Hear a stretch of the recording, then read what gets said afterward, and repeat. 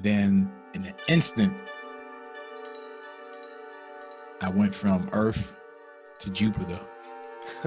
This guy, he was down with the Herculoids. His name was Bboy DJ Clark. I can't, like, when you was burning, you might have bent down or whatever, but breaking, they actually just went to the ground.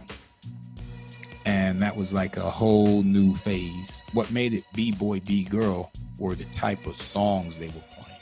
They were playing these records you never heard before. Another good one was the Music Factory that used to be on 42nd Street. And his knowledge of the music was incredible. Cause you'd be like, Manny, you know this record? I'm just gonna use any record. You go, dun dun dun up. Oh yeah, that's Bob James, Nautilus. It's over in that record. Scott LaRock, his girl. So he'd come up and he'd chat, you know, cause he was working.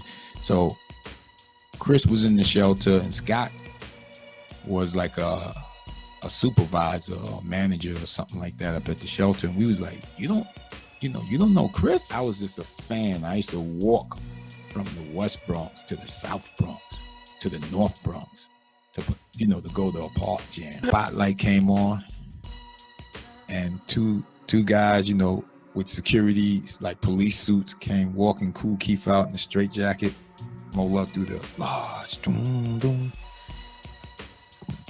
The fucking floors shook and a solid foundation built. And you're in a dark place. You need flesh and blood, living soul power.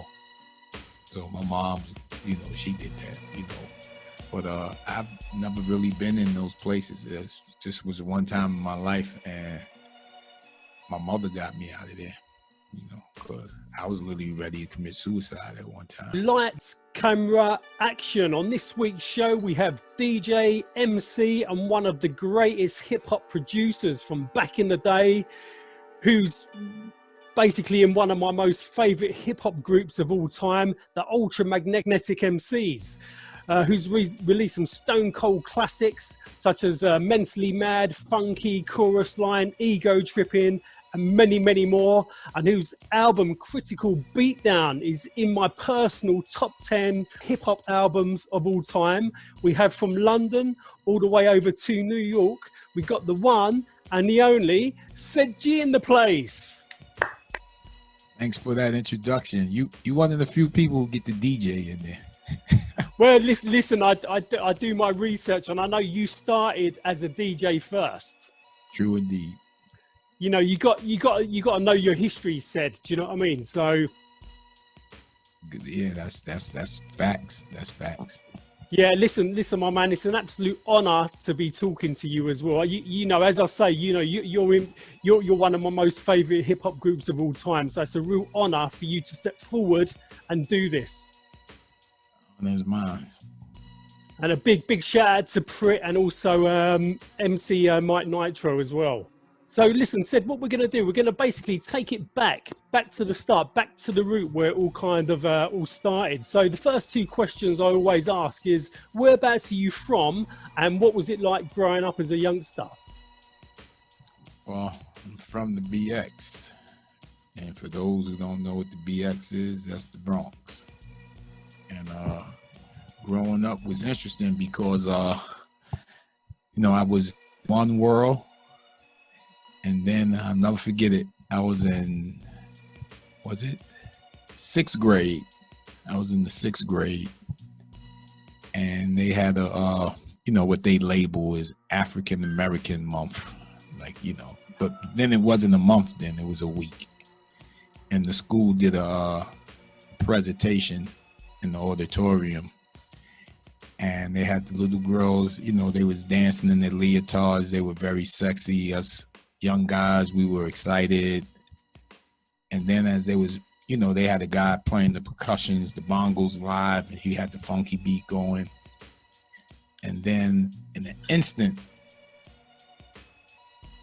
I went from Earth to Jupiter. This guy, he was down with the Herculoids. His name was Bboy DJ Clark Kent. And he came out in the Superman costume, cape and all, and he started breakdancing. Now, see, let me explain this to people. Now people were breaking before then, but it had went to the next element. Like before breaking, it was called burning. Burning, yeah. But most of it was done standing up, you know, and you just did the hand gestures with your movements, and people go ooh and ah. But then when it became breaking, they took it to the ground. Like when you was burning, you might have bent down or whatever, but breaking, they actually just went to the ground. And that was like a whole new phase, you know, because, you know, it was just like, I can't explain it. And it just turned the way you viewed the world around, because he was true indeedly Superman at that time. Yeah, you know, Clark Kent is an absolute legend, original B-boy, and also wicked on the turntables as well. Very underrated. So you know, because the evolution had already started, you know, Herc was playing, and you know, so it just kept evolving, and you know, it became a culture. Being a B-boy became a culture. B-boy, B-girl. Well, Ced, I was going to say to you, you know, block parties and pot jams were absolutely popping off all over New York and in the Bronx. And basically, you had legendary DJs like the father of hip hop, DJ Kool Herc, Bam, Flash, DJ Clark Kent, Disco King Mario, DJ Smokey and the Smokertrons, DJ Zambo, Red Alert, Cool DJ D, DJ Breakout, DJ Sinbad, DJ FaZe, Africa Islam, Grand Wizard Theodore, Tyrone the Mixologist, Mr. Magic, Jimmy Jazz, Wizkid, Grand Mixer DST, Jazzy J. I mean, there was so many. See, that's what it was. Like at that time, it was really like the only one who was popular at that time was Herc. You know, you had a bunch of guys. Like we had a guy around our block. His name was Chuck-a-Luck. He used to play music, but you know, he was just on the block. You know, so when you say a DJ like Smokey was on the block. He wasn't like known. Like once you got away from that Jackson, now he was great. I'm not taking away from his skills, but I'm just saying he wasn't known. It wasn't like people were, oh, DJ Smokey is playing, you know. People around the block liked him. Smokey was like DJ Abel, DJ Bear. You know, these were also local DJs around my block, Washington Webster area. They were block DJs. You know, the guys who were the notable ones were like the Grandmaster Flashes, the Theodores, the Cold Crush, you know, the Treacherous in Harlem. You know, these were like the more known that drew from everywhere. You know, when you get to the Abels and the Bears and the Smokies, they had a big local, the block following. And then the whole thing with that is when you say block parties always was, even before it was hip hop.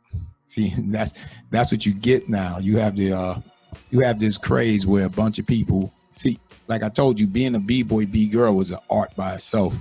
So you had another crowd who were playing music before hip hop, and their systems were better because they were older. So they were able to put together great sound systems, and but the difference was they were playing like the popular stuff on the radio. So it wasn't hip hop, and they didn't want to play hip hop because they didn't want nobody breaking or burning at their functions. And a lot of them were, especially the cats in Brooklyn and Queens. That's all they played was disco.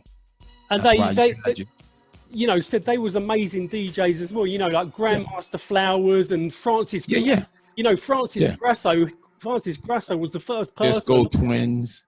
I mean, absolutely. They were disco oriented. Now, see, with Flowers and Disco Twins, they kind of integrated. They play a little hip hop, but you had certain DJs who integrated none. They wanted nothing to do with it. So when you say when they say it started, people were playing music even before the disco DJs. That's just what blocks did. You know, they used to get permits and they'd play music, but it wasn't. See, what made it hip hop, what made it B-boy, B-girl were the type of songs they were playing. They were playing these records you never heard before. and then they have funky sections on the record, and that's what made it new. And like I said, you had an older crowd who wanted nothing to do with that, with so-called kids music. So that's the experience I saw. And to see, it's kind of like what Charlie Rock says from the Soundview area. It's a bunch of people who wanted nothing to do with it, but when it became popular, when it became economically great, everybody wanted a part of it. It's like a bastard child, you don't claim it. Nah, that's not my son, because they led to the beginning of hip hop. It was basically their pattern. They just changed the music. That's not my son. The son makes the NBA. Look at my boy. See, that's what happened. That's what happened. Said, I interviewed Charlie Rock about 3-4 days back, and Charlie Rock from the Zulu Kings has got incredible history. He's one of the original B-boys from the Zulu Kings. What I like about Charlie is that, to be honest with everybody, when they start talking about the infusion of what people now call hip hop, they kind of make it their own story. Whereas when you listen to Charlie, he's telling the more true side. Just like what I'm doing, I'm giving you from the other perspective. Whereas other guys, they try to gear the history towards them, their importance. We're giving you the overall perspective. From the fan, the people who were participating, Charlie was actually down. I was just a fan. I used to walk from the West Bronx to the South Bronx to the North Bronx to go to a park jam. Or when it became winter, to walk over the Mitchell Gym, to walk over the Webster PAL, to go into Harlem to the Renaissance, to the Autobahn, where it was crazy. Uptown, T-Connect. See, this is what the real history was. Cedar Park. See, if you haven't experienced that, then you don't know what it is. And said it was absolutely amazing that, out of kind of gang culture and out of the rubble and the hardship, this incredible creative culture called hip hop, formed. Well, yeah, because see what happened was this like this. Just how they terraformed the population today, and the sad part is they use hip hop to terraform people, to tell them what to do. So they now do the commercialization of the music. They now tell kids what's popular and what's not.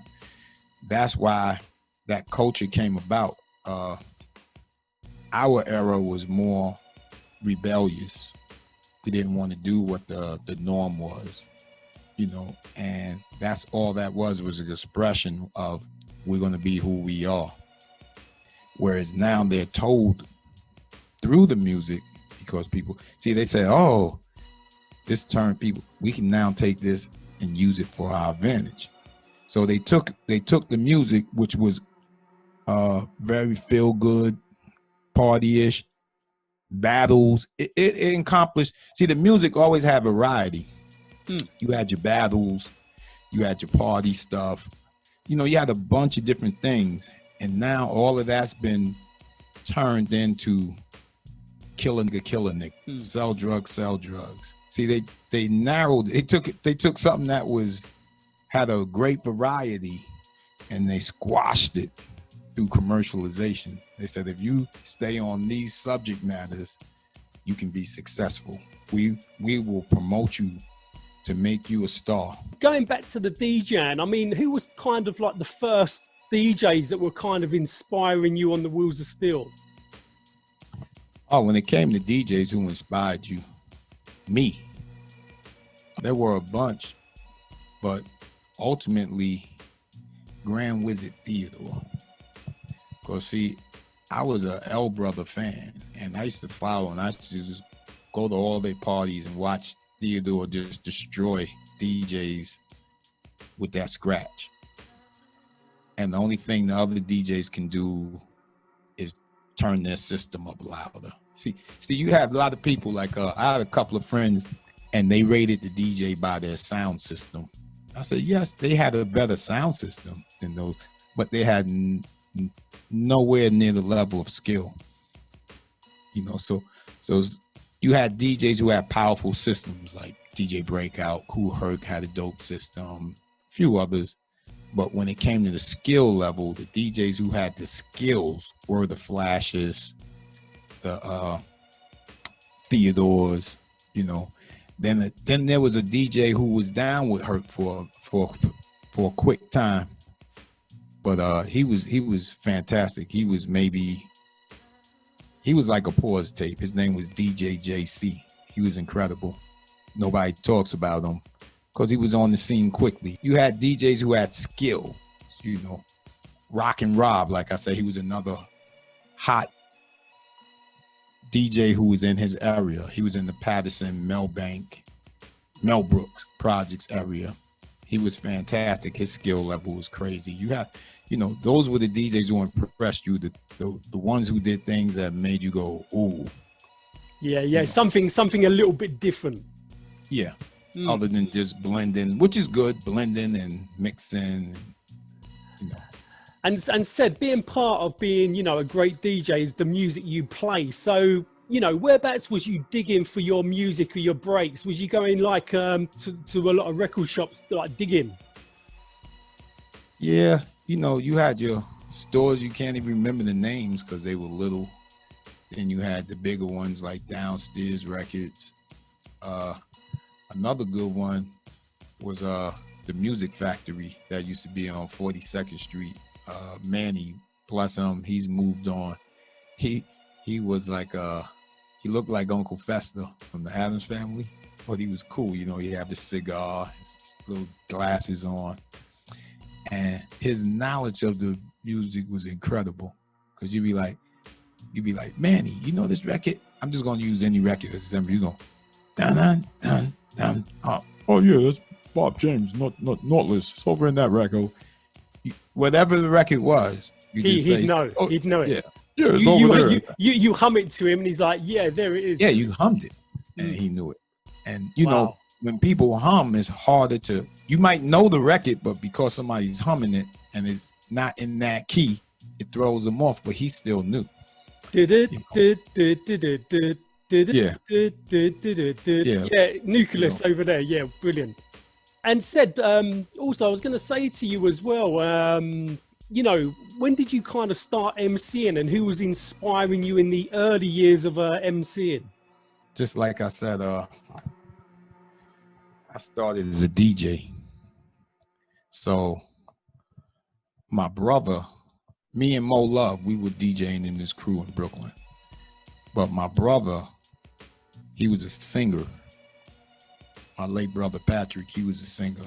He started this thing up in Bronx called Mastermind Productions. It later became the Ultra Lab, but it was Mastermind Productions. He had the 4-track. He had a Juno 106 keyboard. He had the 4-track, like I mentioned, the Roland TR 707. And he had a partner, Keyboard Money Mike, and they was doing music. So him and Keyboard Money Mike, they started producing rap acts. So you had like Kool Keith and his partner was over. You had KRS and his crew was over. Those were the best. There was a bunch of people they were working with. Those were the best, Keith and Chris. So it became a thing where neither crew can match either one of those guys. So Scott, I grew up with, his girls lived in the next building on our block. Scott LaRock. Yeah. Scott LaRock.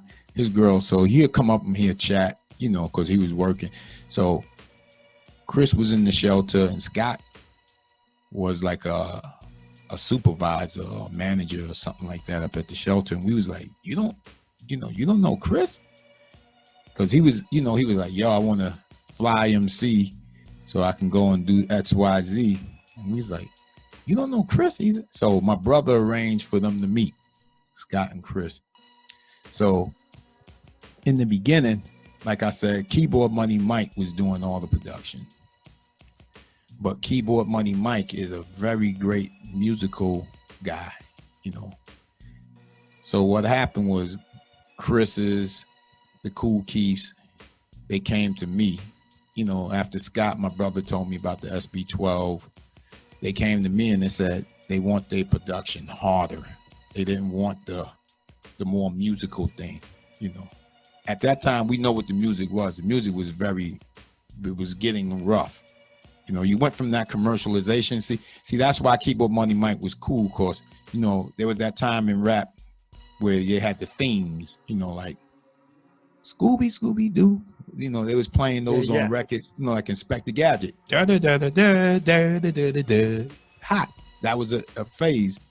But then it kind of stopped leaving that era, and it started, and, you know, it was like producers like Marley Marl really started that when he did like The Bridge. You know, that was just hard.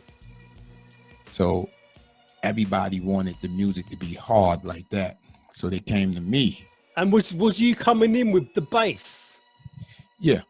So they came to me. They said we wanted more edgy, less musical. And that's why I took over the production, and it became the Ultra Lab. So, you know, we just went into a harder era. And then what happened was I made a deal with Keith.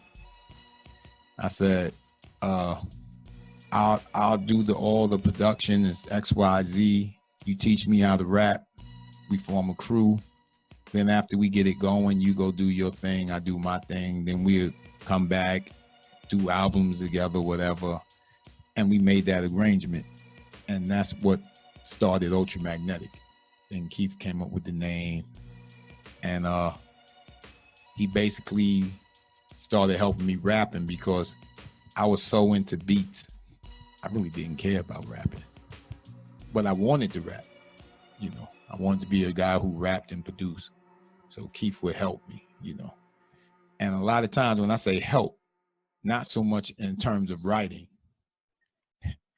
you know, he would just tell me to rewrite something, you know, like, or sometimes his shit would be so far away from mine, he wouldn't even have to tell me. I would just listen and say, damn, I gotta rewrite that. So that's what made that dynamic, you know. And Ced, how did Cool Keith come up with the name UltraMagnetic MCs? As only the world of Cool Keith. Cool Keith is maybe the most unique individual I ever met. It's like he has his own true way of seeing things, uninfluenced by anyone, anybody. It's truly Cool Keith's point of view. So I call it Cool Keith's philosophy. So, you know, I just knew it was dope. I was like, we're gonna do this. Okay, let's do it. You know? And this is what we're gonna be called. Yeah, he said, we're not gonna even rhyme. Okay, let's do it. Brilliant. And I was going to say Money Mike as well. Money Mike must have been an inspiration to you in terms of teaching you the technical kind of stuff. Yeah, like he was very helpful because when I started, after I learned all the technical functions of the SB12, you know, there's still things you're unlearned to. So I was doing beats and they would be a little off because I didn't truncate it fully. So he showed me how to do the truncation better. Then Paul C, the man, super fast truncation. That's when it went to another level. That's why I was able to do beats like the P is free in 10 minutes, 15 minutes, you know, just knock it out. The speed truncation. But then I showed Paul C. See, that's what the dynamic between me and Paul C was, that we both were showing things to each other that's not in the manual. Like fast truncation is not in the manual. Stretching out sounds is not in the manual. Echoing about the echoing as well. Yeah, I showed Paul all of that. He was bugging out. He's like, how you get an echo chamber in there? I'm like, nah, it's not echo. Brilliant. How you get that guitar full like that? When it's just that little amp. I showed them all of that, So it was like we just shared things that weren't in the manual. And it was like we could have opened the school, Then he just showed me everything. He showed me how to work a console, how, if people don't know what the console is, that was like the board in the studio with all the tracks. Showed me how to plug in. And he was surely missed because like the things we did together was amazing, Yeah, a big RIP to Paul C. To Paul C as well. And how did you link up with Paul C? Did you meet in studio? It was through rep, because what happened is like UltraMagnetic, what a lot of people don't know, we made a lot of studios popular. Like Calliope, nobody really used Calliope. But once we did the Eagle Trip in there, everybody started using Calliope. Now what happened was Calliope knew that, and when we needed time, they would make sure we got the time but then they got so big, they started, hey, Ced, I'm sorry, we can't get you in. So then we went over to D&D.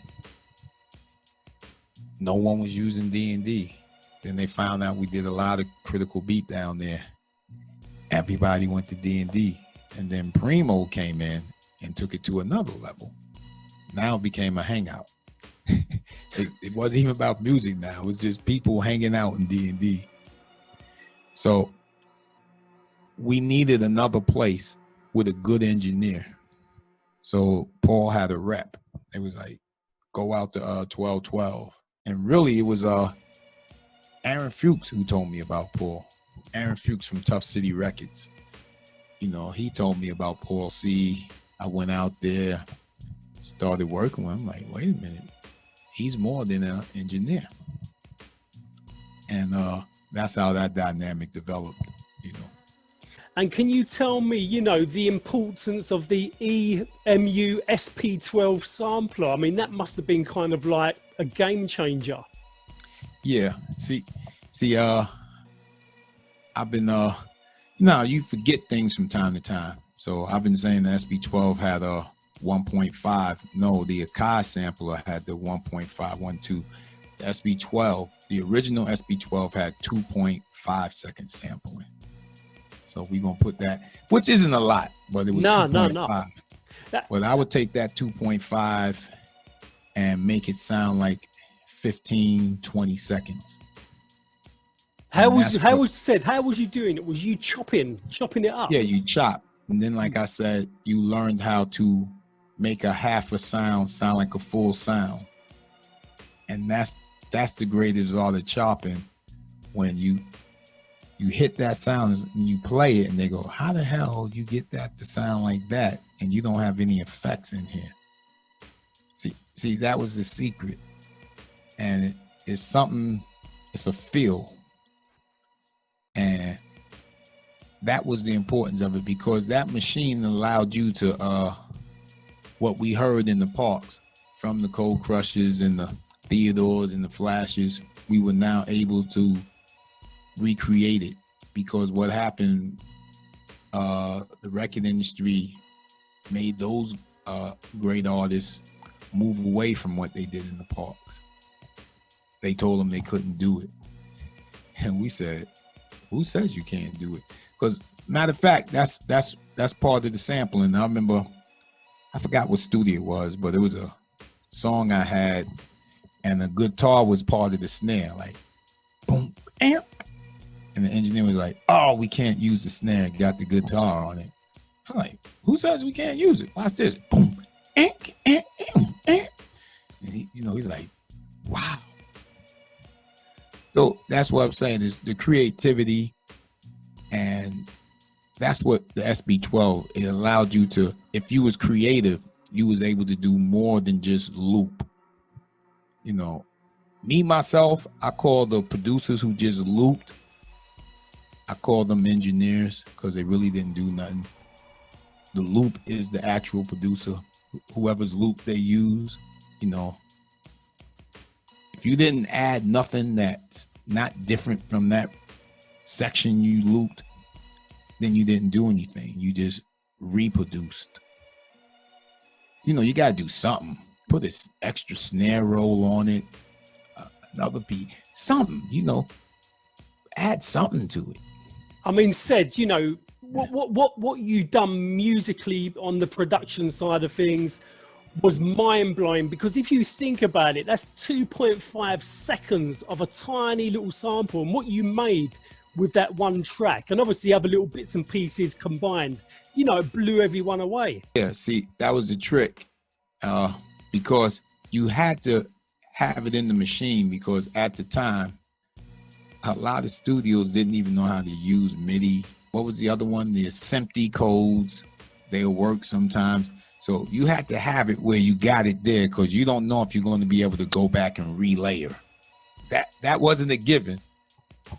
I'm being real. That wasn't a given. Like 1 week you might be able to do it, then you come in, hey, I don't know, it's not picking up. So you had to have that. You knew you had to have it where you can lay it down out of those 8 outputs and get it all in, because you didn't know if you was going to be able to resync. That's why, like on the record, if you listen to like it's on the Basement tape, the record we did, Kool Keith and Brainiac. I'm literally, because the sync wouldn't work that day, I'm literally playing that second beat on top of Brainiac. I'm just punching it in until it unsyncs, then I turn it off. That's what production, it was real guerrilla back then.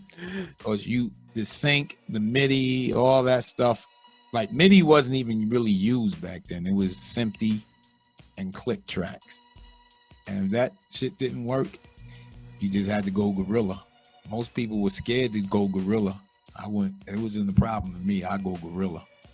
That's one thing I give Marley Marl too. I kind of got it from Marley. Marley was not scared to go guerrilla. Yeah, Marley was a beast as well on the production. Marley has some of the illest vocal punch-ins. He'd just leave it. Like, yeah, said, you know who else I rated on production as well was Mantronix. Yeah, Mantronix was incredible. He had that TR-808. He had that down pat. He nailed that. Yeah, he perfected that machine. Like, he can wrote a manual on that machine. You know, he was the man on there. But you know, it must have been, as you said, it must have been so frustrating to try and learn this stuff and get everything in time, and it must have blown your mind. No, because it was a passion. Like, when I got the SB12, I literally locked myself in my room, didn't go outside for almost 2 weeks, reading the manual, doing hands-on. It was something I wanted to do. It wasn't like you was forced to learn. And that's what made when all these things kind of were replaced, and the new stuff they have is out of this world. Like, if they had these machines back then, I would have never looked at the SB12. The stuff you can do with the Machini and these newer Kais is just, I can't even explain it. Yeah, I mean, technology nowadays is just, it's just so advanced. Yeah, I mean, back then, everything was just, it was a lot bigger. You had the floppy disk, and it was all so different. Yeah. Like I'm saying, with these, the same example I use, the snare with the guitar, boom, ink. You can take that out now with those machines. You can do it. You can do it in one little click and it's gone. Yeah. Yeah. All you do is highlight it. Boom, it's gone. Did you ever lose any tracks that you worked on? Because obviously we haven't got things like hard drives back then. So did you ever lose any production, any tracks? Oh, a bunch. And still till today, you still lose tracks. You working on something, you didn't hit save, computer It's freezes and crashes, it's gone. So Yeah. that's just an element of music. So you learn to save, but at least you got the save function today. Yeah, But yeah. back then you didn't have the save function. So you had things like, I remember one time Eric B called me because he was working on something and his SB12 froze on him. He didn't know what to do. I said, the only thing you can do is turn it off and turn it back on. What? And then That's you gone. lose it all. Yeah, it's gone. It's gone. Gutted. Gone. You just gotta start from scratch. Yeah, It's yeah. the worst Gutted. feeling in the world. There's been times like till today where I'm up and I'm working on a song 3-4 hours and it freezes. And you go, oh man, I didn't save anything. And you don't even turn it off. You know you have to, but you're like, I'm just gonna wait. Maybe it's gonna unfreeze. And it never does. Yeah. Yeah, you go, you eat something, Yeah. you make a phone call, It's still frozen. stuff back, that shit is still. Yeah, and it's not unfreezing. Yeah, that's so funny. you got to laugh. You got to laugh. Yeah, about then it. the reality comes in. That's gone. It's to know how to handle that kind of situation. And said I was going to say to you, can you remember the first track that you sampled? The first track I sampled was Eagle Tripping. Was Substitution. But the first track that I did where it signified Ced production is the Make You Shake that's on the Aaron Fuchs Basement tape. To Give You Love. That's No, that's the single that came after. See what happened? We wanted to do that's why I said it's on the Basement tape. If you hear the Make You Shake on the Aaron Fuchs Tough City Basement tape, I did it with a Dr. Boss. It was a little $50 drum machine. It was funky. But the problem with the Dr. Boss was you couldn't use it at all. It was no MIDI. It was one output. It was like you couldn't even save your beats. If you did it, you got to. So that's what happened. When we did it, we tracked it on the 4-track. Me and Mo did the scratches. And it was hip hop. That track is hip hop. Cutting and me and Keith rhyming. Keith was just at his apex. I mean, that was hip hop. So then we went to do it in the studio. And like I said, you can lay it down. You can get that one pass. But the problem was the program was gone. The whole beat was gone. So it was like, so we just had to, the engineer, he did the beat and we just molded the scratches and we went from there. And that's what I'm saying, man. It was fun. It was crazy, but it was fun back then. The Dr. Rhythm was maybe the funkiest drum machine ever made, the Dr. Boss. It was cheap too, but it was funky. I'm talking about the sounds is funky. $25, $50, but you can't save nothing. No synthy, no MIDI, no click, nothing. Unbelievable. I was going to say to you, your early releases were on like Diamond International back in I think 84 to about 86, and you had Make You Shake and To Give You Love. And then obviously in 86 to around 91 you were signed to Next Plateau. How did that come about? I heard that DJ Red Alert was a big help in the early years to get you signed. Yeah, see what happened was we came in touch with Diamond International because he had a radio show.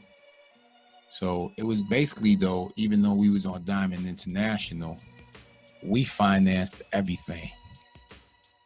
And it was a bunch of people. It was myself, Mo's moms, my Aunt Bernice, my younger brother, my mother, she chipped in. People from the crew, my boy Terry, who worked with my brother at the flower shop back then. All of these people contributed. And that's what made it To Give You Love painful, because we had something, even if it wasn't a big hit the way it was originally, we would have moved some units, we would have sold some units. But we went into INS Studio, which was popular at that time. And the engineer did some things that Kalapi didn't have. And in that room, it sounded phenomenal. It sounded so phenomenal, Leo Cohen wanted to sign us right then and there. But we thought we had this big banger that was going to sell, and we didn't want no third parties. You know, we wanted all the money direct. And when we got home, I literally almost cried. It just sounded like we left Jupiter and went to Venus. It was just another record, and back we didn't have no more budget to go in. Everything was scheduled, the pressing and everything. So we pressed it up, put it in the stores, and a lot of people, we took a big loss, you know. And the thing, you know, Ced, the thing is, you know, studio time and all that, you know, it's not cheap. So for everybody to kind of chip in with their money to try and, you know, help you out, it must have been a little bit soul destroying in the early years. Yeah, because, you know, but the thing is when this is what made it more hurtful. It's one thing if everybody chipped in, they chipped in on a product. See what I'm saying? Everybody was enthused about what we had. But I have to take the responsibility for it. I let the engineer change it. So now that's what made it more on me. Everybody was looking like, why did you change it? They didn't, you know, they weren't in the studio to hear how good that shit sounded. You know? So to them is like, are you crazy? What you did? And so I felt, you know, I was down for a while. And then, you know, I went to a block party.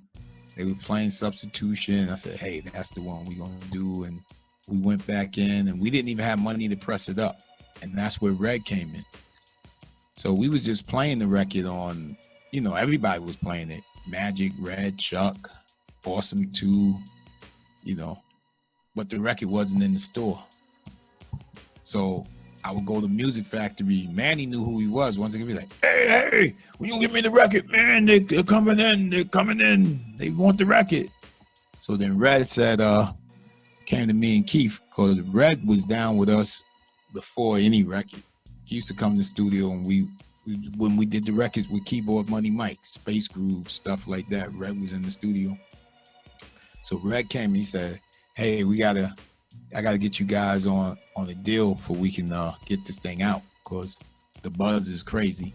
So Red set up appointments at about 10 different independent rap labels, you know, Select, Sleeping Bag, Next Plateau, Tommy Boy, you know, the familiar characters. And we went to Next Plateau first. And Eddie O'Loughlin, he said, we need to get this thing out. And I can get it out right away. I don't know if the other labels can get it out as fast as I can, you know. And what he was saying, now that I'm looking at it, he was telling the truth, because as you learn later when you started, or even we should have known just from the Diamond International thing, all the pressing plants got a schedule. You can't say, hey, they go, hey, we got all of this stuff in front of you. We got to do 10,000 of this, 100,000 of that. So somehow Eddie got that record out in like 2-3 days. I don't know how he did it, but he did it. And, you know, so I think we did the right decision. And that was ego tripping. Yeah. And that obviously that came out in 1986, which was an absolute beast of a track. Well, it was like I said about the DJs and Clark Kent. There were 2 records at that time that had that effect of what the hell, what world is this? And the record before Ego Tripping was Eric B is President. You know, because Rakim came out and he just changed the whole game. Like at that time, all the MCs were yelling, "My Adidas!"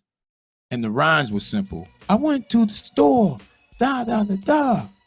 Peter Piper picked peppers. And Rakim came out, and he was the track was aggressive and hard, and he was just laid back. But his scheme, his rhyme scheme, was just so different. His delivery, he was talking, he wasn't screaming, and everybody was like, he was one of the ones that changed the game up. Yeah. So now here came ego tripping, using frequencies and data, and all the crazy stuff Keith was saying, and people, then they was listening, they're like, are they even rhyming? What the f is this? But it's dope. I remember I had one kid stop me on the street. Yo, this was the craziest of my life. He stopped me, said, yo, Ced, I don't know what y'all saying, but I believe y'all. I believe y'all. That is dope. So those were those records. And there's a few of them throughout the time where it's more than the music. Styles have changed. DOS Effects had that when DOS Effects came out. Next thing you know, everybody was miggity, because they made people go.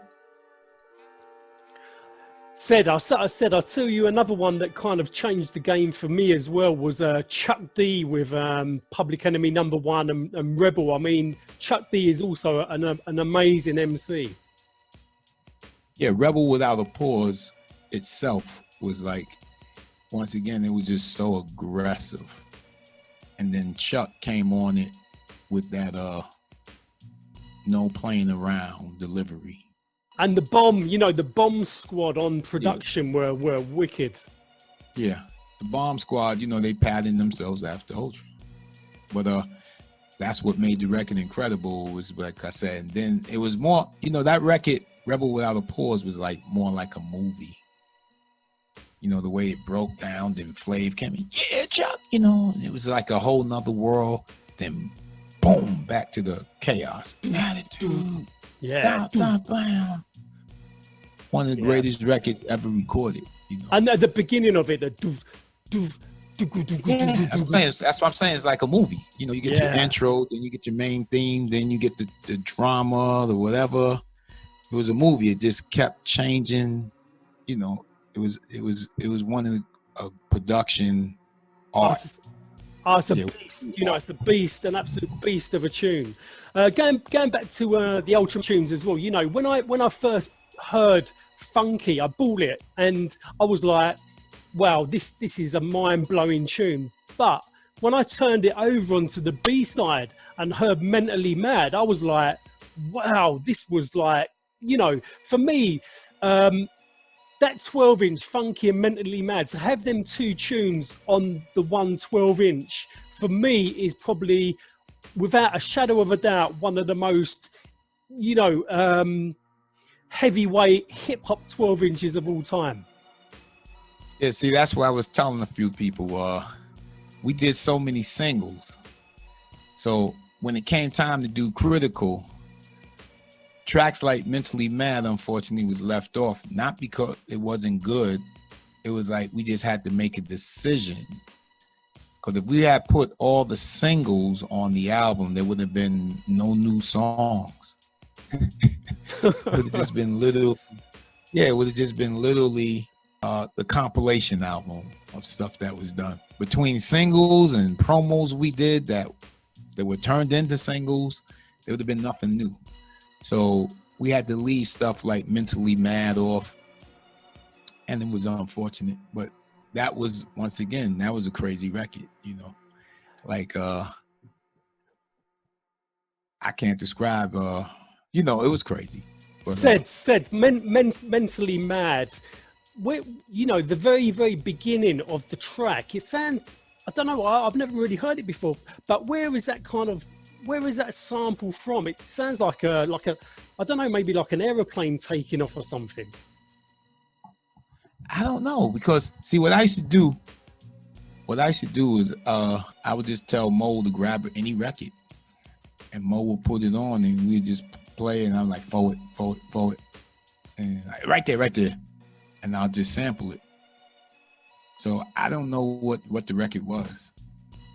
And then I would, like I said, I would go into the multi levels and do my different things with it, you know, take it and go, you know, up and down or whatever. So I don't know what that record was. I'd love to find out, because, you know, I've never heard that kind of intro before, and I've always wondered where that's from. It's the same thing, that same, like with that noise. It's like if you listen to MC Champion, the dun dun, I don't know where I got that from. No, it's a record. And it's hard to find it because, like I said, it was chopped and I played it different. So it will be hard to identify it. Like it can play, somebody can play it. And I'll be like, maybe on a good day, I can lock in and say, oh, I think that's it. Let me see. And chop it and say, okay, yeah, that's it. Well, you never know. There might be someone watching this and they can tell us what it is below, because they might have, you know, they might be able to know you with that recording. Like I give you an example. What I'm saying about chopping and making things sound like there's actual records. In the beginning of Break North, you had that ban dan dan dan dan dan dan dan. That sound like a loop, right? That's one guitar note that I chopped up and played. Wow. And speaking of Public Enemy, they used it on Greatest Hits and Miss. That was a single they did. And they just took the dan dan dan dan and they put a beat behind it. So it came a clearance issue. So Leo called and said, man, Ced got that shit from a record. I said, well, Leo, please show me that record, because it doesn't exist. So it was a funny issue, you know, but we resolved it, but it was funny, but it didn't exist. But that's when you feel good about yourself, when you can take something and make it sound. See, it sounded like, it's just, you can chop something and play something, but that sounded like Leo said, it sounded like an actual record. You understand? Like, it didn't sound like, you could say like, well, he's playing that, but it's a sample he's playing. It sounded like an actual loop from a record. And that's what you pride yourself in as a producer, that you can do something and make it sound like it was an actual recording. Like this was a record that I just looped. And, you know, it makes you feel good. Like the whole thing is just a feel good experience. Cause I just said it just like I said, well, show me the record that is on.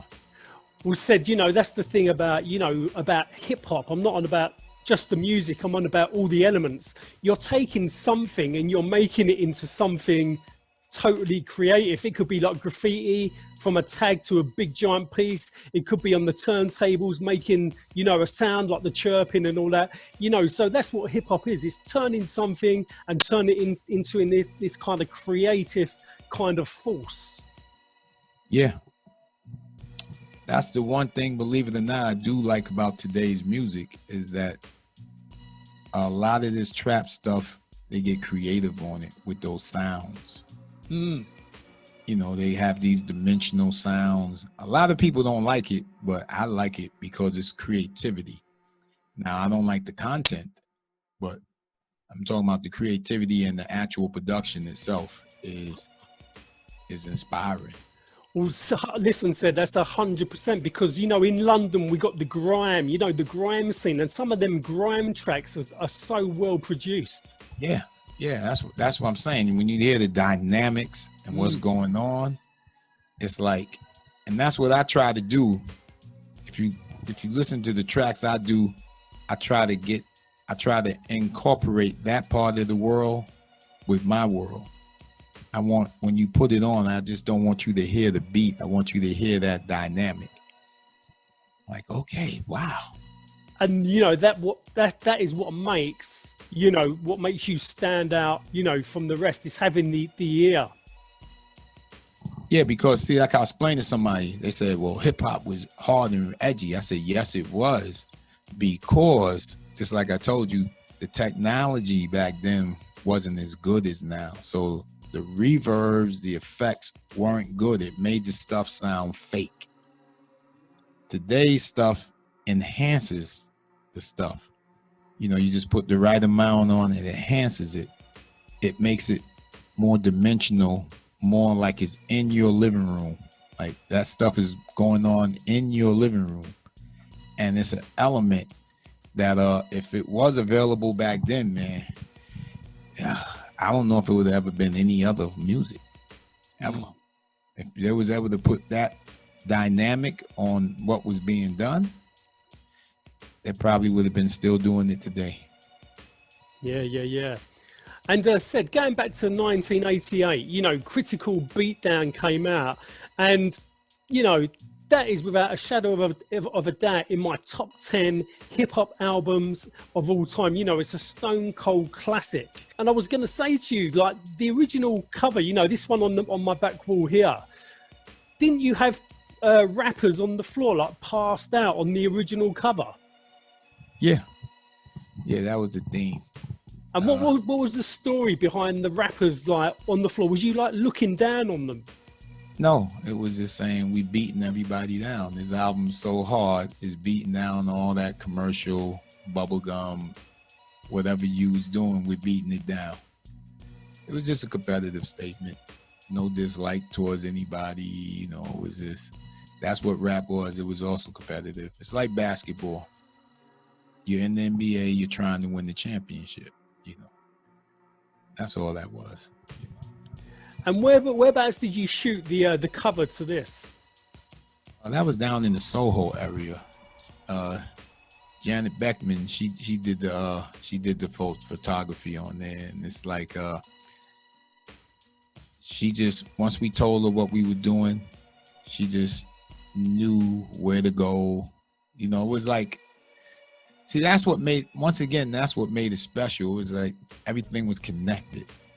Like today, to be honest, covers don't mean anything. Like you don't see covers. It's all digital downloads now, isn't it? You don't really see the cover. Everything is a download, so there's no appreciation. We've lost appreciation for actual art because back then, like, see how you have it. There was the actual poster, and people will put the posters up, decorate their rooms. Today, everything's been condensed to your phone. What they call them? Oh, the iPads. iPads, yeah.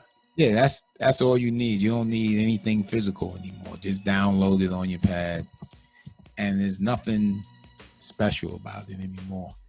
You know, I remember I used to go into places and their rooms were incredible. They had posters up of the artists. Flyers, you had the flyers up on the walls. Flyers, covers from magazines, and it was just like their rooms were museums. Mine was as well, yeah. Yeah, you go in and you just like, oh, I gotta step my room game up. There's none of that no more. You go in, the walls are plain. It's a totally different world. Yeah. I mean, we're talking about tenements, what people labeled in the world slums. And you go into these places and it looked better than rooms in $1 million mansions. They got character, they got style. Yeah, you go and you just like, oh, the fuck?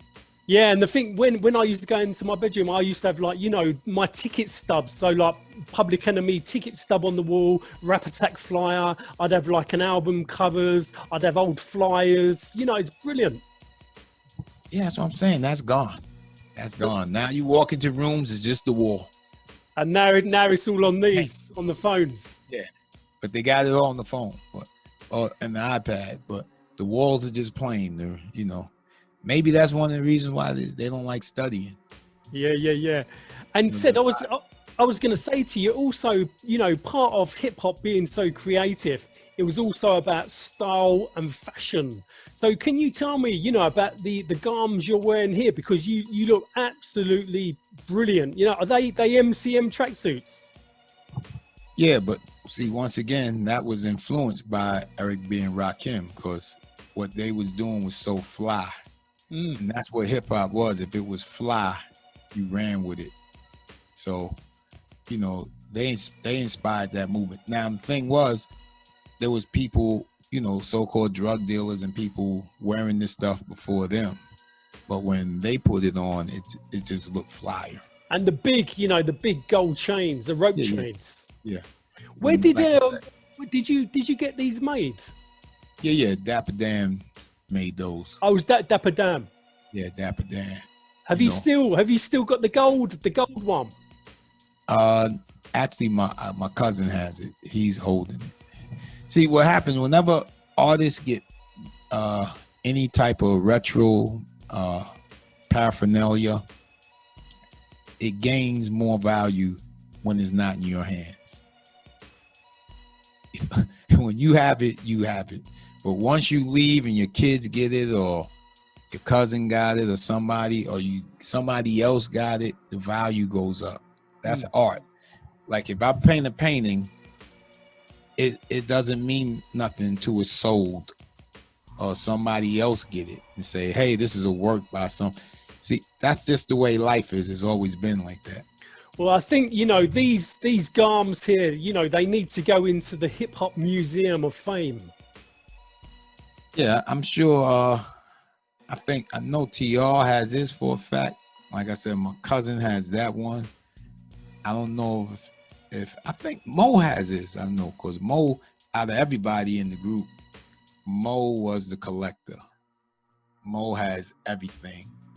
Like, you know, stuff I don't have, Mo have. Stuff nobody has, Mo have. He has all the clippings, and you need that. Mo is a proper hoarder. Yeah, because you need that though, because otherwise you lose your history. Like with the Cold Crush, DJ Tony Tone and Easy AD, they have like all of their stuff that would have been lost. And it would have been unfortunate, because for these younger kids who don't know about them, now the stuff is gone, but they have it. So that's what it is. Somebody has to preserve what you have. 100%. And Mo preserved, and you know, I love my cousin for that, because it would have been gone. There's so many things, and even though I don't have it, it doesn't stress me because I know he has it. So it can't be lost. Someone has it, you know. And Ced, going back to the music, I mean, in the track Funky, you know, you sampled Joe Cocker, Woman to Woman. How did you come up with that idea to sample that track? Well, Kool Keith came up with the idea. Oh, was it Kool Keith? Yeah. Kool Keith said, you know, I was at the house. He said, yo, Ced, I got something we need to do. But just like I'm saying, once again, when it comes to production, what have you done different from the record? So when you listen to Funky, you find that last note is not on time. Easily correctable. But I said, you know what? We're going to leave it in. It is dope. Leave it. And now when you listen to the original loop and that, you go, okay, it's different. See, that's what production is. What did you do that's not on the record?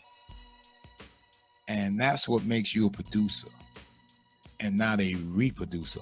Well, Ced, also EPMD also sampled it in Knick Knack, Patty Whack.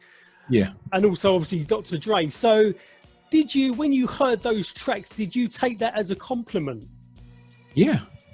See, unlike a lot of people in the music industry, I've always had a overstanding that none of those things belong to me. Joe Cocker and his band created Funky, which was called Woman to Woman. They did that. The Honey Dippers made Impeach the President. What's trying to remember their names who made Substitution? Oh, Melvin Bliss. Yeah. Melvin Bliss created Substitution. So people used to say crazy things like, yo, man, did you hear Naughty by Nature used your beat? And I said, oh, they used Substitution. It's so true, yeah. I don't know Substitution. And said the thing is, this is going back to hip hop. It's taking something and turning it into something creative. Yeah, that's what it is. That's what I'm saying. You make it yours. And also, there was a group in from the UK called The Prodigy, and The Prodigy used part of "Give the Drummer Some" in "Smack My Bitch Up," and also they used the part of the "Give the Drummer Some" in a track called "Out of Space." Did you hear of The Prodigy, or did you hear any of their music? Oh yeah, I love the Prodigy. Prodigy, they were good. When Keith passed, it was unfortunate. Yeah, big R.I.P. to Keith. Yeah. They brought Cool Keith in. They worked with us. They made Ultra a bigger brand. It was nice to be part of those platinum records. As songwriters. That's on my resume. And as far as I know, because I've never interviewed The Prodigy, and I would love to interview some of them guys, but as far as I know, they was big into their hip hop sound, especially some of the early stuff, because I know they also sampled Captain Rock. Yeah, that's what I'm saying. They were artists. They loved art of music, and that's why I said, those guys. Like I said, they've expanded my brand. So all I could do is love them. Like I said, those are platinum plaques for me. I'm a songwriter on there. That's a credit, Keith's a songwriter, and they gave us that opportunity. So, and this is what music is, whereas you have people who are, they get selfish with stuff, and it's an art, because overall, no one can ever own music, because all we all do is what was inspired by something we heard. So this whole thing of his minds is egotistical. You'll listen, you say, oh, well, that's where they got that from, and that's what music is. It's always been that. But like I said, what makes it special is when you put your stamp on it. You say, yeah, 100%. inspired by that, but listen to this. This doesn't have that. You go, oh, okay. And if you listen to certain records, you can tell who produced it without even looking at the credits. Yeah. And that's how you know production style. When you hear people say, whenever you hear a production dispute, how you really settle it is you go and you listen to the producer's style. And you say, wait a minute, this sounds more like his style. That's how you settle it. You don't have to even argue. Like I always tell the story, you still to today have the argument over who produced Eric B as president, because Eric B says it was his idea, which it was. So without Eric B having that idea, Marley can't do the track, because he's not thinking about Over Like a Fat Rack and Funky President. But Marley added to it. So it's a production of both of them. The record was produced by Eric B and DJ Marley Marl. But each one of them want to claim it as a sole idea. See, Marley took it, and instead of using the Funky President drum, he used the Piece of President drums, and he played the keyboard physically. But without Eric's idea, that would have never came about. You see what I'm saying? So it's produced by Eric B and Rakim. Just how when you come to the Criminal Minded, it's produced by Beatdown Productions and Ced. Like the label was supposed to originally say, but it says produced by Boogie Down Productions. Special thanks to Ced, because the label didn't want to pay me, but that's another story. But that's what production is. Well, I was gonna talk to you about Boogie Down Productions, which obviously came out in 1987, the Criminal Minded album. I mean, what tracks on that album did you actually co-produce? I did everything except Criminal Minded, South Bronx, my 9mm, and Elementary. I had nothing to do with those four, but everything else, they would bring it to me, and I would do what I do, you will listen to the records and you say, that's not the records. And So was you using the SP12 as well? yeah, SP12. That was all SP12 with the big floppy disk, big floppy disks. You wait a half a day for it to load 2.5 seconds. Don't let it be. Don't see. Here's the thing. You had to have the double-sided disc, because if it was the full 2.5, you had to take it out and turn it over and then wait another hour. Brilliant. For the load or save. Yeah. How times have changed. Yeah. Said I've got some questions, like a little Q&A from the fans. So I've got the legendary DJ Too Tough from the Tough Crew. Wants to ask you a question, because I interviewed DJ Too Tough about 3-4 months back. And his question to you is, can you say about the relationship you had between the UltraMagnetic MCs and the Tough Crew, and how you ended up in Philadelphia? Ended up in Philly because of the Tough Crew. I literally was living there while we worked on their album. And so we would just sit down all night and just go through things. And I honestly think we overdid it. Like, we did some good stuff, but I think if we would have just kept it, because when you listen to something too many times, you can always hear something else on it.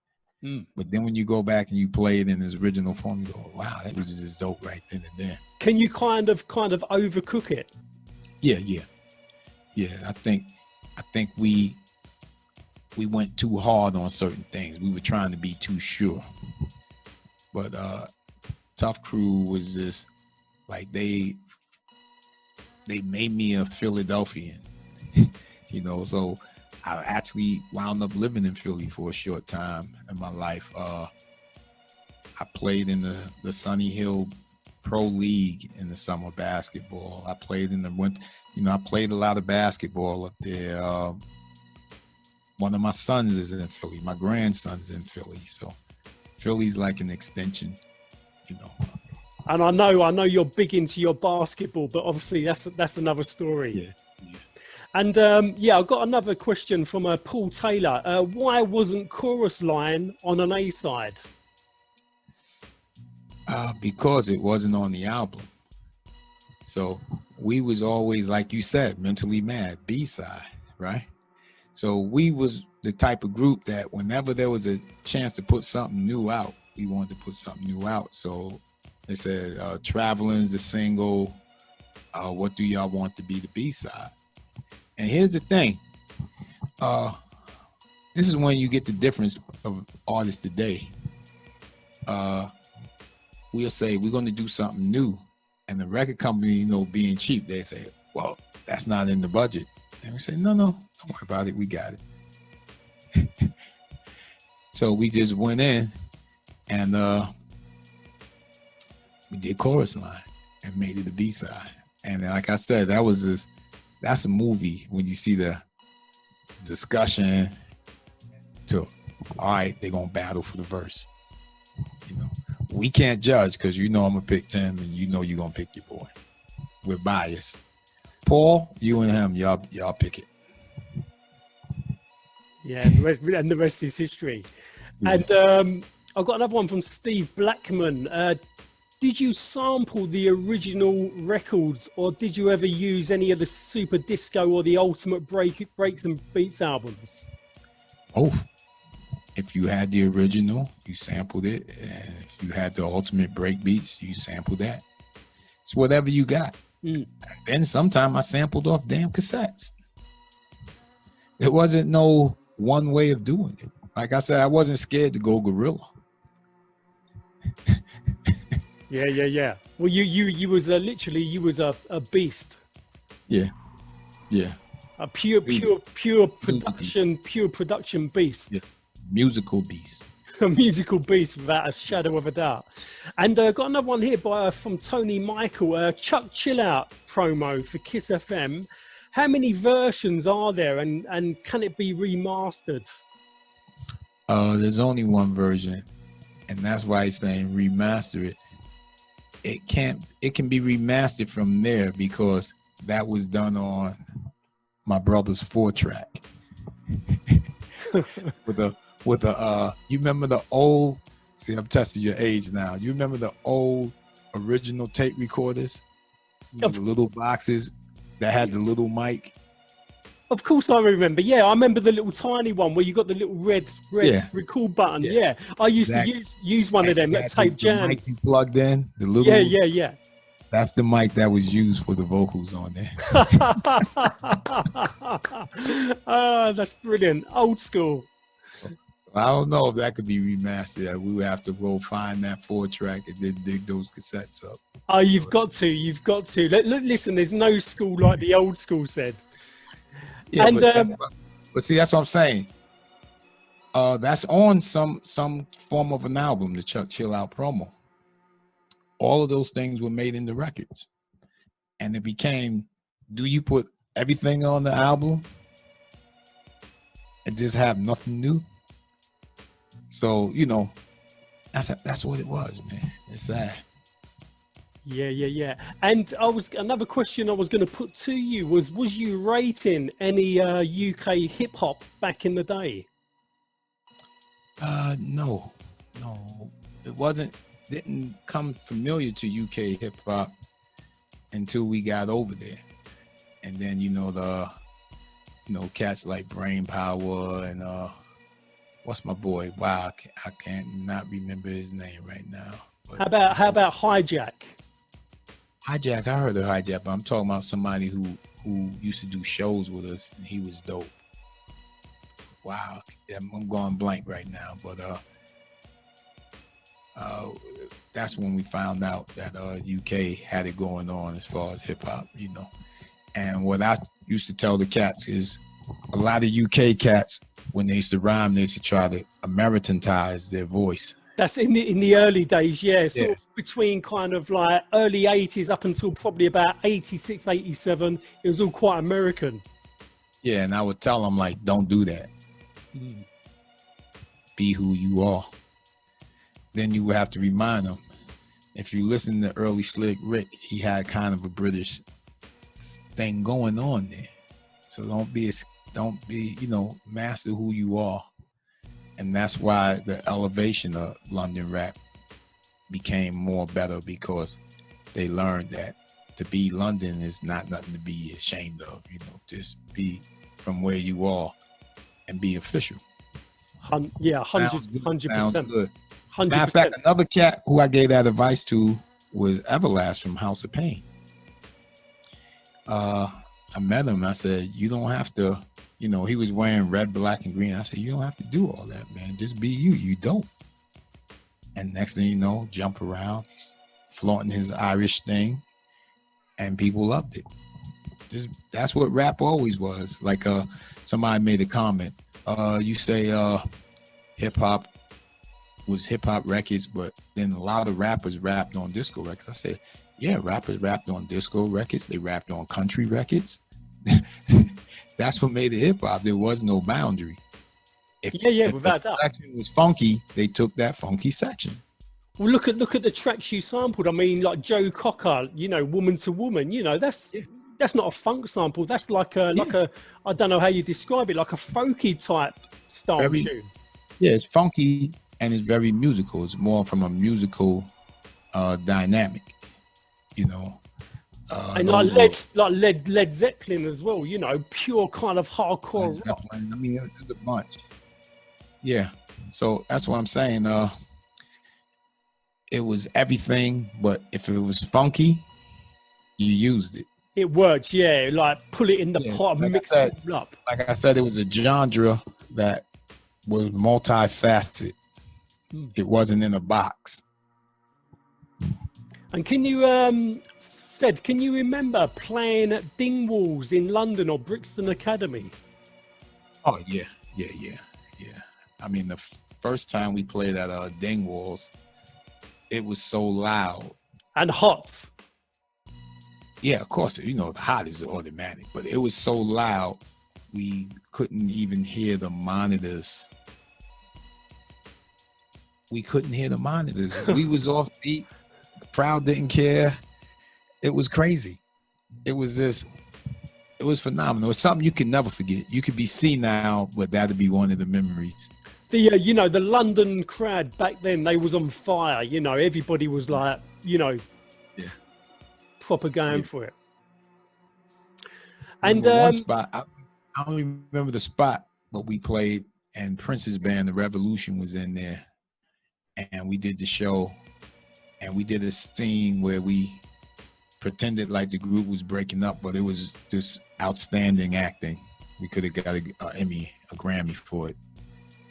Remind me of a scene that the late Notorious B.I.G. did at a beach up here in New York when he was doing party and bullshit.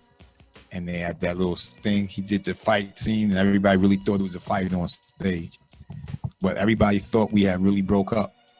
And we said, oh, the show's over. And we dropped the mic and left. People were booing, oh, boo, boo. It was packed. Then the spotlight came on. And two guys, with security, like police suits, came walking Kool Keith out in a straitjacket. Roll up through the large, doom, doom. The fucking floors shook in a solid foundation building. Prince band, The Revolution, said they've never seen no shit like that. They said they've never, at a Prince show, they said you literally felt, the building was vibrating. You got nervous. Like, oh shit, is shit gonna collapse? I'll never forget that. Wow, absolutely electric. Yeah. And Ced, I was going to say to you, we're kind of rounding it up soon. So I was going to say, what are you working on nowadays? A few things. I go to my computer. I'm trying to. But I did the project, the Ced project, featuring Kool Keith. That's where Delta 5 and stuff is coming out on. Then me and another hip hop icon. My brother in hip hop, Easy AD, we got this faction thing that's about to happen. So it's lots of stuff. Like this is a journey, and it's a long ride. And hopefully, it's never going to stop. It can't stop. It can't stop. It can't stop. It won't stop. Music is frequency, and frequency never ends. 100%. Hits a wall, it just bounces and go the other way. 100%. And also, I was speaking to Prit. A big shout out to Prit as well for sorting out this interview, and also a big shout out to Uncle Mike Nitro as well, that were involved with getting me and you together for this interview. But yeah, I was talking to Prit, and Prit's got a documentary coming out called Looking for the Perfect Beat. Have you seen the trailer to it yet? Not yet. But what I might do at the end of this interview, when I edit it slightly, I might stick the intro into the trailer of Looking for the Perfect Beat. Okay, that's cool. So we can we can see that. And I was going to say to you as well, Ced, very quickly, music and hip hop in general, did it kind of bring you out of some kind of like dark places? If you was kind of really down, music would kind of lift you back up again. I was, when I was down to the extent what you're talking about, it wasn't music or anything that brought me out of that. It was my mother. That's what, it was my mother who brought me out. No music can, music can make you feel better at times, but when you're dark, when you're in a dark place, you need flesh and blood, living soul power. So my mom's, she did that, but I've never really been in those places. It just was one time in my life, and my mother got me out of there, because I was literally ready to commit suicide at one time. Mother got me out. So. Yeah. And Ced, I was going to say to you as well, looking at you, you look like, back in the photograph here, you don't age. What do you do? Do you kind of, do you work out? You look at you, look like an Adonis. Well, thank you. But that's what me and my brother AD, that's what we're doing. We're doing we want to show people that you can be healthy. It's not about how old you are. It's about how healthy you are. And that's the whole movement with the faction, is that it's more, see, what's the use of being 100 if it's all pain all day, if your back is hurt? So we want to show them that if you take care of yourself, you have less problems, you know, and depending on the level of how you take care of yourself, you can literally have no problems. And what's your secret, Ced? What's your secret to this? Like eating healthy? Do you like jog and go to the gym? It's cardio, which is exercising, you know, stretching yourself, eating right, sleeping, not abusing your liver with over alcoholing and over smoking. You know, there's a limit to everything.